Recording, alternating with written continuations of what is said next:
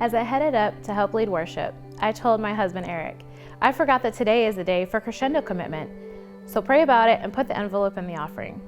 On the way home, Eric told me what God had told him we should give. I was shocked because it was way more than we could afford, a huge sacrifice. I was a little panicked, but I also trusted that Eric had heard from God. I decided to stand with him and trust God too, because this was way over our heads. 2 weeks later, we had a miscarriage. It was the hardest thing we had gone through, but we felt an incredible amount of peace and strength from God. I told Amy we are going to make the enemy pay for what he took from us. He wants us to be bitter at God, but we are going to fight back and be stronger than ever. 4 months later, we got pregnant again.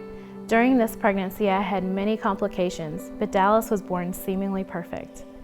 Hours later, he had trouble breathing due to seizures caused by strokes.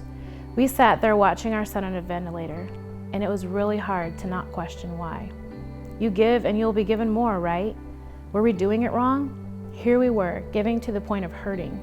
We had to check our hearts as to the real reason we were giving. We decided that no matter what, we would continue to give out of obedience.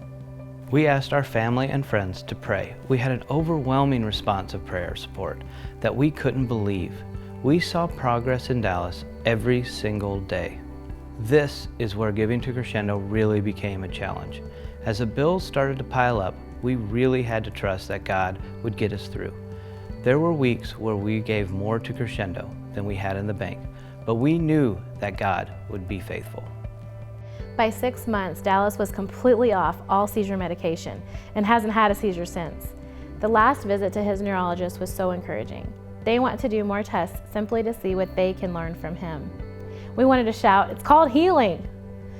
Crescendo wasn't a season of raises, bonuses, or increased finances for us. We still look at a pile of medical bills that might seem overwhelming to some, but our God is so big. Looking into our beautiful son's eyes, those worries fade away. Our Crescendo return came in the form of a fight that made our marriage stronger, drew us closer to God, and we had to trust Him more than we ever thought possible. Our story is about God's healing and His faithfulness through the fire. We are believing for our son's complete healing and financial freedom because of the seeds we've sown through Crescendo. Our story isn't over. How can you put a time limit on God's blessings? Because God is good all the time.